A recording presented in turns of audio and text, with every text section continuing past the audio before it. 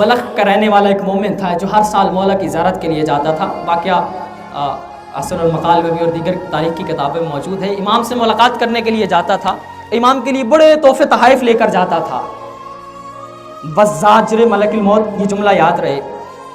امام کے لیے تحفے تحائف لے کر جاتا تھا امام کی خدمت میں. اور اس سال جب تیار ہوا، چونکہ حج کے لیے جاتا تھا اور بعد میں امام کی زیارت بھی کرتا تھا، حج کی اور حج کے بعد امام کی زیارت کے لیے آ گیا.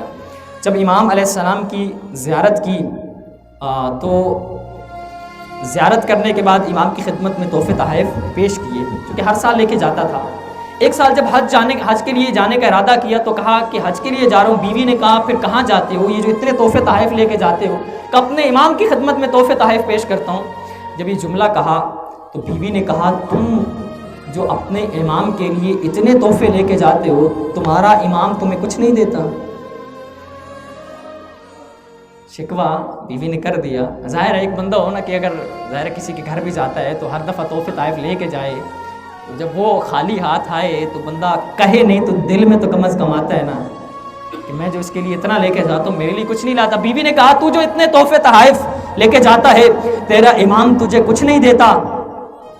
جب یہ جملہ کہا کہ تیرا امام کچھ نہیں دیتا، تحفے تحائف لیے اور سفر کے لیے نکل پڑا. حج کیا، حج کرنے کے بعد آیا امام علیہ السلام کی خدمت میں، امام کی زیارت کی اور دسترخوان لگا. امام کے ساتھ کھانا تناول کیا.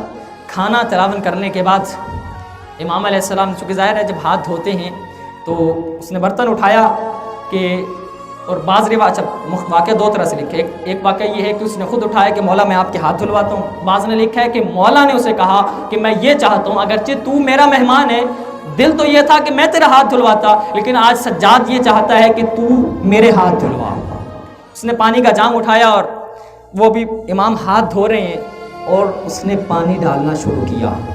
امام نے اس سے سوال کیا یہ جو گر رہا ہے میرے ہاتھوں سے لگ کر اور یہ جو نیچے ایک جگہ پہ ایک تشت میں گر رہا ہے پتا یہ کیا ہے؟ کہا مولا پانی ہے. اور کیا ہے؟ مولا نے کہا غور سے دیکھ، بل یاقوت احمر، غور سے دیکھ یہ یاقوت ہیں. پھر اس نے پانی ڈالا اور کیا کہا؟ کہا مولا کچھ یاقوت پڑے ہیں اور کچھ پانی گر رہا ہے. مولا نے کہا غور سے دیکھ، در ابیض، یہ سفید موتی ہیں. وہ پانی امام کے ہاتھوں سے لگ کر کچھ یاقوت بن رہا ہے، کچھ در ابیض بن رہے ہیں، کچھ موتی بن رہے ہیں. جب یہ جملہ کہا نا، اب وہ تشت موتیوں سے یاقوت سے جب بھر گیا اور یہ جملہ کہا تو امام نے اس کی طرف دیکھ کے کہا یہ اٹھا کے لے جا اور اپنی بیوی کے پاس جانا اور اسے بتانا کہ جس کے پاس میں جاتا ہوں وہ کوئی غریب نہیں، کائنات کے خزانوں کا مالک ہے. اس نے کوئی اپنی بیوی کی بات نہیں بتائی تھی. امام نے کہا تیری بیوی نے جو تجھے کہا تھا نا کہ تو آتا ہے اور خالی چلا جاتا ہے، یہ لے جانا اور اسے بتانا کہ وہ کوئی غریب نہیں ہے. واقعہ ہے کہ وہ واپس آیا اپنی بیوی کے پاس. سارا واقعہ اس نے بتایا تو اگلے سال وہ بھی تیار ہوئی کہ تیرا امام اتنا عظیم ہے، میں بھی اس کی زیارت کے لیے جاتی ہوں. اگلے سال ساتھ چلی زیارت کے لیے اور جب زیارت کے لیے ساتھ آئی تو تاریخ والوں نے لکھا کہ وہ رستے میں بیمار ہوئی اور وہیں وفات پا گئی. ابھی امام کی زیارت نہیں کی تھی. قصد کیا تھا؟ امام کی زیارت کرنے کے لیے جا رہی ہوں، لیکن رستے میں اسے موت آ گئی، رستے میں وہ مر گئی. ابھی جنازہ تیار تھا، چونکہ مدینے کے قریب تھا تو دوڑتا ہوا امام کے پاس آیا. اسی حالت میں پریشان ہے، اضطراب کی حالت میں ہے. جب امام کے پاس آیا اور آ کر کہنے لگا مولا اپنی بیوی کو ساتھ لایا تھا اور آئی آپ کی زیارت کے لیے تھی، لیکن آپ کی زیارت سے پہلے مر گئی. کہا جا واپس دیکھ تو صحیح تیری بیوی زندہ ہے.